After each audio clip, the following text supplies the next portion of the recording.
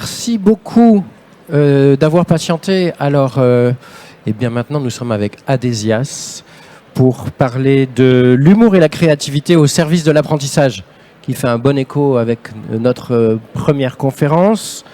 À qui ça parle, Adesias? Merci beaucoup, dans le fond. Alors, Eric n'est pas avec nous aujourd'hui, mais Samir est là.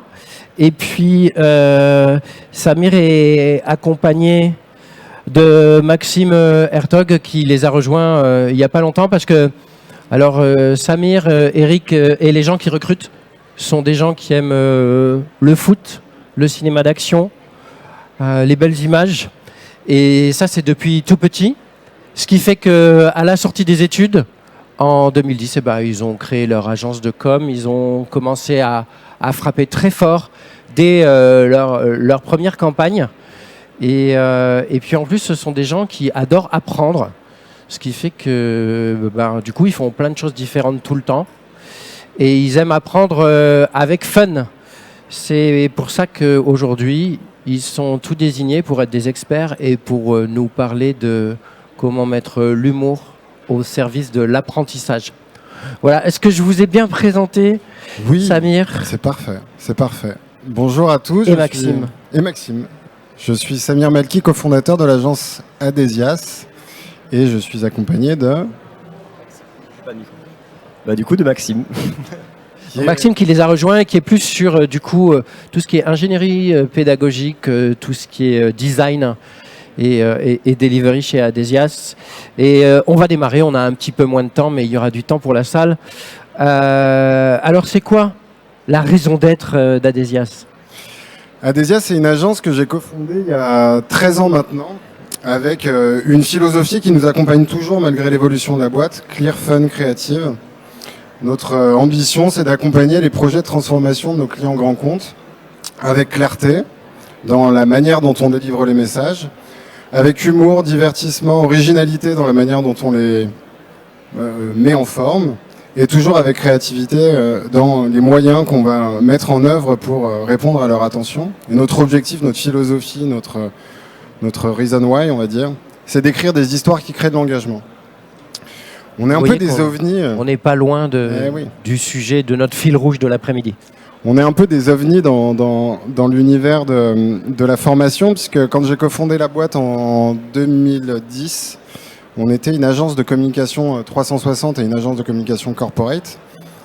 Et on était, entre guillemets, éloigné du learning. On faisait de la communication vulgarisante. On expliquait des problématiques complexes chez des grands groupes, très très vite, en conduite du changement, à travers un média qui était un média très plébiscité à l'époque, vous connaissez peut-être la vidéo pédagogique en storytelling, donc ça s'appelait du scribing, quelque part. Oui, en motion design. Etc. Voilà, en motion design.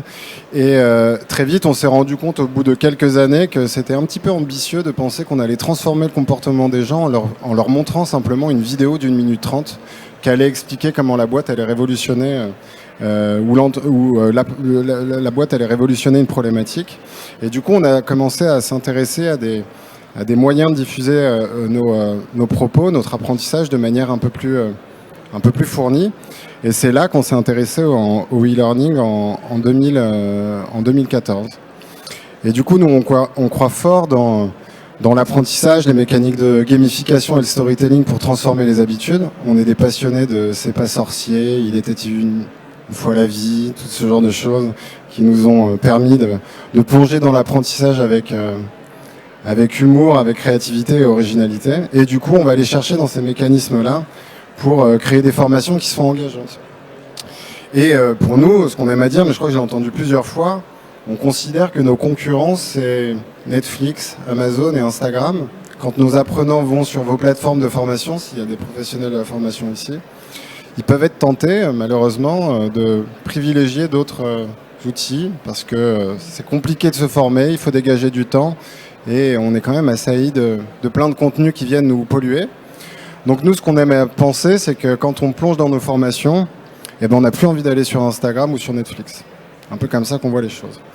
Et pour le faire, on utilise la gamification, le storytelling et l'humour, parce que c'est le sujet qui nous intéresse aujourd'hui. Écoute, moi je suis vraiment intéressé par ce que tu nous dis, parce que je suis persuadé aussi que un bon design, un design simple, et quand c'est beau, on apprend mieux. Et évidemment, je vois que tu es capable d'afficher maintenant des marques qui font confiance, qui feraient rendre jaloux tous les exposants de Learning Technologies. Mais moi, j'ai envie un peu de te poser une question, parce que c'est compliqué. C'est quoi l'humour ? Oui, c'est compliqué. Alors, c'est l'histoire d'un Belge et d'un Français. Il est là, Maxime est belge. Mais l'humour, c'est quoi ? Alors, Yannick nous a proposé de parler de ce sujet-là en étant persuadé que ça allait être le sujet qui allait le mieux définir la boîte. Et je crois qu'il avait raison. Je le remercie de nous avoir demandé de travailler là-dessus. Parce que c'est ce qui nous définit depuis le début. Et du coup, en s'y intéressant, on est tombé sur des études très intéressantes. Notamment une, malheureusement, l'humour dure 23 ans. Je ne sais pas si vous voyez où je veux en venir. C'est pas Becbédé qui le dit, c'est pas Becbédé qui l'a écrit dans son livre L'humour dure 3 ans. C'est Vanessa Marcier, que certains peuvent peut-être connaître ici, qui est présidente ou directrice générale du Festival de Montreux et qui est chercheuse et qui s'intéresse depuis quelques années au pouvoir de l'humour pour les leaders et chez les leaders. Son livre Le pouvoir de l'humour est passionnant, je vous invite vraiment à le regarder. Il y a aussi beaucoup de conférences sur Internet où elle en parle. Et elle croit très fortement dans le potentiel de l'humour pour transformer les comportements en entreprise et pour l'idée en entreprise. Et pourquoi nous arrêtons de rire à 23 ans ? Paradoxalement, ça coïncide avec l'âge auquel on rentre en entreprise. Moi, je suis un profil un peu pionnier rebelle, donc c'est facile pour moi l'humour en entreprise, mais je vois bien que très souvent, je tombe à plat. Et là, tu nous fais une proposition qui peut paraître parfois équilatérale pour nous, responsables learning et développement. C'est difficile de concilier l'humour et l'entreprise. Est-ce que tu peux nous donner des clés ? C'est un peu le constat qu'on fait tous les jours quand on pitch Adesias auprès de nos clients et prospects, qui trouvent toujours super intéressants les cas qu'on leur montre et qui nous disent très souvent « Oui, mais tu sais, chez nous, c'est pas vraiment ça. On a le droit de rire, mais pas trop. Le curseur de l'humour, je le mettrais à 50%, mais peut-être en dessous à 49%. Puis finalement, quand on fait le premier concept, on arrive à 20%, etc. etc. » Donc on voit très bien que cet équilibre est toujours dur à trouver.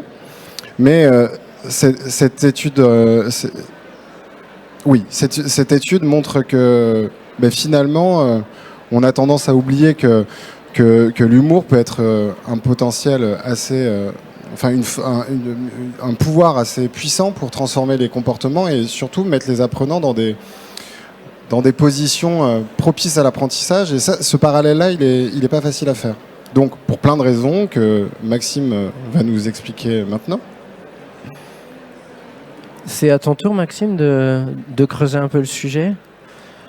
Donc voilà, comme ça je ne serais pas juste venu pour être le Belge sur scène. Donc effectivement, on a remarqué, on avait lu quand on a préparé cette conférence qu'il y avait apparemment en France, il y a pas mal d'études qui ont été faites et des sondages, on a peur d'utiliser l'humour car on a peur que ça nous fasse qu'on soit plus pris au sérieux en fait. Quand on utilise l'humour, qu'on perde un peu une question d'autorité et que ça crée de la distance entre nous et entre le pro et le perso. On s'éparpille un peu plus et on est moins efficace. Et donc on a ici aussi après, en préparant cette conf, été chercher pas mal d'études qui ont été faites aux États-Unis, en Allemagne, etc., qui permettaient un peu d'appuyer ce propos-là et qui montraient qu'en fait l'apprentissage et l'humour en apprentissage dans l'université avec les étudiants permettaient vraiment de asseoir les connaissances et de favoriser la mémorisation. Ouais, pourtant, là, le gars que vous nous montrez, il n'est pas vraiment drôle. Est-ce qu'on pourrait pas un peu décoder cette photo ? Oui, c'est super intéressant. On a fait une expérience un peu sociologique. On est allé sur Shutterstock et on a tapé patron d'entreprise. Et les photos qui sortaient ressemblaient quasiment toutes à celle-ci. Donc c'est l'archétype selon Shutterstock du Tout le monde leader, connaît Shutterstock. Ça va. super leader. Sinon, vous demandez à vos voisins. Ouais. Donc, pour être pris au sérieux, on porte des lunettes d'intelligent, voilà. On a un sourire un peu contenu, on sourit quand même parce qu'on est ouvert à l'autre, mais pas trop quand même, parce que à tout moment ça peut quand même déraper. Hein.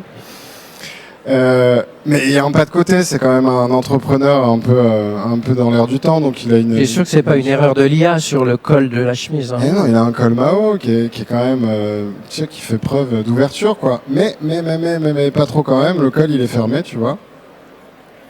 Et surtout, ce qui est plus important, derrière, ça bosse. Hein, faut pas l'oublier, parce qu'on est quand même là pour performer. Donc tout ça pour dire qu'il y a une représentation de l'entreprise qui performe, qui est souvent un peu sérieuse, quoi. Et du coup, on pourrait penser que l'humour et l'entreprise sont deux concepts qui se connectent peu. Et pourtant, des études montrent très sérieusement que l'humour diminue le stress. Donc là, on va rentrer dans la science, en détendant nos muscles, en oxygénant notre cerveau. Que l'humour, le rire, tous les jours active la sécrétion de la dopamine, donc cette hormone du plaisir, du bonheur, mais aussi de la motivation et de la concentration. Que le rire renforce les liens sociaux entre nous. Et maintenant qu'on a rigolé, on se connaît bien. On est potes, Julien, oui, bien sûr. Que ça améliore la confiance en soi. On prend du galon quand on rit, ça nous détend un peu, hein, Max. Et ça combat l'anxiété.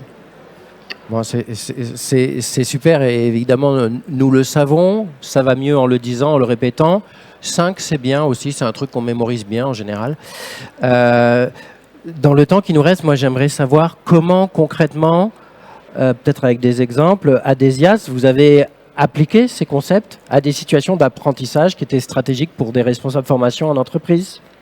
Ok, on va avancer. Très bien. Alors, on a pas mal de cas. Va falloir choisir. Ouais. Tac, on passe sur toute la science, plein de choses, quelques tips, les recettes, éviter. Ah. Et puis tu reviendras sur les tips après si ouais, tu veux bien. Voilà. Un exemple. Ok. Alors, quel lien, Julien, tu fais entre les randonneurs et la proactivité chez BNP Paribas? Bon, là, est-ce que vous faites un lien? Moi, je suis un peu perdu. J'ai vu quelqu'un dire oui. Ah, un lien? C'est quelqu'un de chez BNP Paribas. Il n'y en a aucun. Mais bon, on arrive à trouver des liens quand même. En fait, là, dans cet exemple-là, on voit bien ce qui nous anime chez Adesias. On a pris ce film, qui est un film iconique, que beaucoup de monde connaît, qu'on adore tous, qui est l'histoire d'une équipe de randonnée menée par Benoît Poulvorde, qui va les amener sur les sentiers de la découverte de montagnes. Et du coup, on a pris ce film-là en référence, parce que quand on fait de l'humour, c'est toujours bien d'avoir des références que tout le monde peut comprendre. Et surtout, cette expérience nous permettait de sortir complètement de l'univers de la banque pour amener les collaborateurs de la BNP sur les sentiers de la proactivité dans la nature.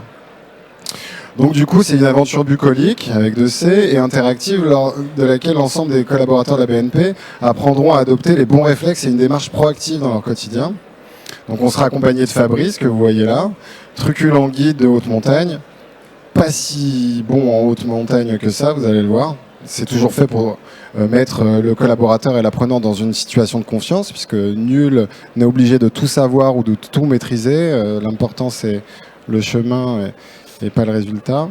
Donc c'est un film, le livrable? Ouais. Alors c'est un film. Ce qu'on fait chez Adesias, nous, c'est qu'on crée des expériences immersives qui vont jouer sur différents ressorts pédagogiques et activités pédagogiques. Donc on va avoir des films, on va avoir des podcasts, on va avoir des activités, on va avoir des jeux, mais tout sera développé dans l'univers créatif qui a été développé pour la formation. Ouais, du coup, là, ce que vous allez voir, c'est un teaser de la formation, parce que, comme on le disait tout à l'heure, on est une agence de communication initialement. Donc, du coup, pour donner envie aux collaborateurs et aux apprenants de suivre les formations, on va créer toute une campagne de communication autour de nos formations pour qu'ils aient envie de la suivre. Et avant le lancement de la formation, on va leur montrer un teaser et ça va leur donner envie d'aller la suivre. On regarde. On le regarde. Seul, on va plus vite, mais ensemble, on va plus loin. C'est un proverbe africain. Ah.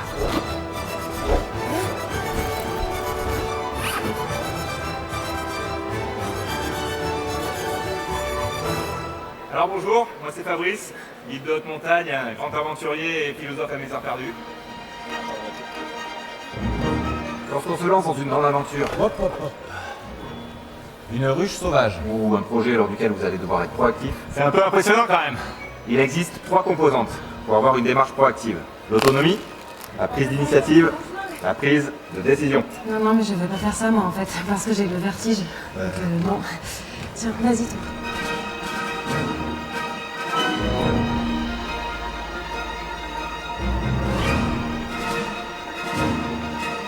Maintenant, il va falloir constituer votre équipe.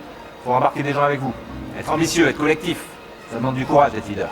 Si je me trompe, aujourd'hui, on pourrait finir dévoré par des loups. Enfin, Fabrice, il y a 15 chemins.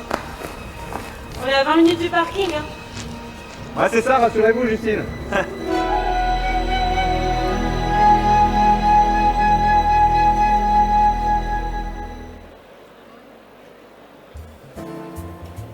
Il ne faudrait pas qu'on voit trop la marque parce que après moi j'ai des problèmes de relations d'affaires en tant que commissaire aux comptes de Deloitte, mais voilà, c'est pas grave.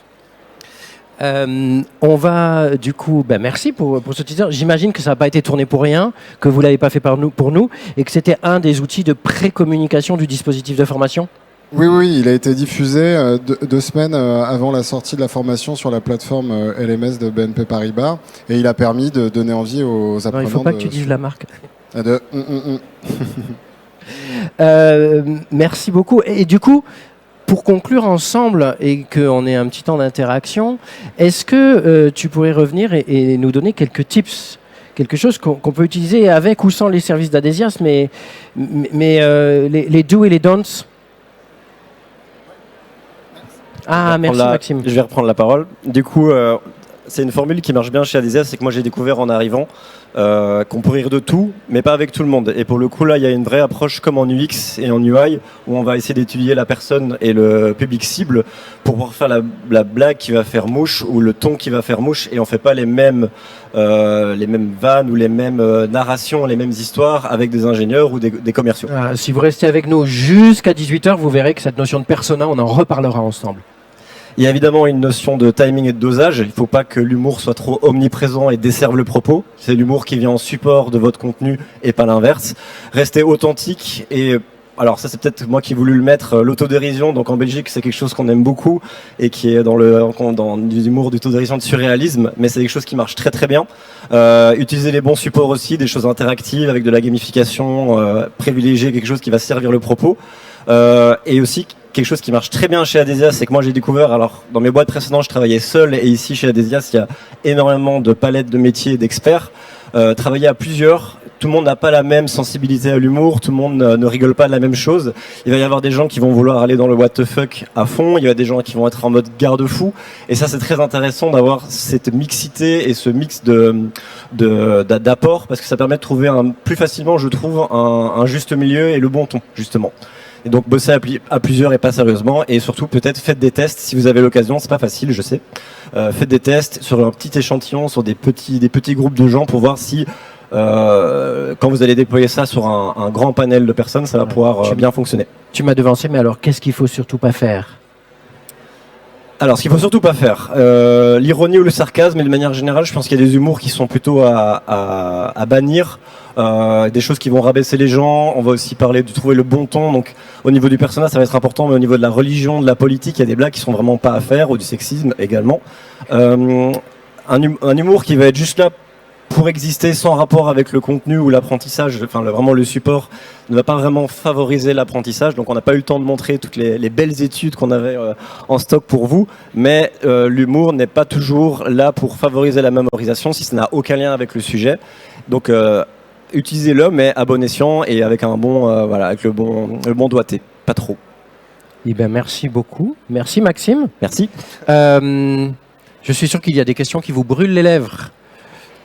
On va vous apporter un micro.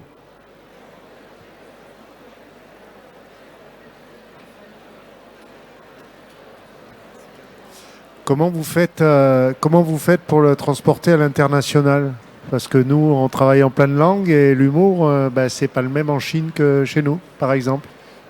Et c'est une très bonne question. La question de la localisation, c'est C'est un vrai sujet quand on veut faire des contenus créatifs et originaux. On se confronte souvent à cette problématique-là pour nos clients. Et ça peut nous amener à faire quelque chose, entre guillemets, de soporifique, voire plat. Et du coup, il faut se battre contre ça. Alors quand on sait que nos formations vont être localisées dans plusieurs langues, on essaie de trouver des ressorts créatifs et humoristiques qui sont internationaux. Donc typiquement, les randonneurs, ça ne marchera pas. Mais en revanche, il y a plein d'autres exemples de concepts qui peuvent être applicables à l'international. Typiquement pour Lidl, on a fait une formation sur la santé-sécurité et le concept qu'on a tiré en dérision, on va dire, c'est le concept des super-héros. On allait puiser dans l'univers Marvel, que tout le monde connaît, qui a eu un succès international retentissant, et dans lequel on va puiser dans lequel on va puiser pour essayer de trouver des ressorts narratifs décalés et qui sont internationaux. Donc, l'humour est facilement international. Il s'agira juste de trouver des concepts un peu différents, quoi. Est-ce qu'il reste une dernière question dans la salle ?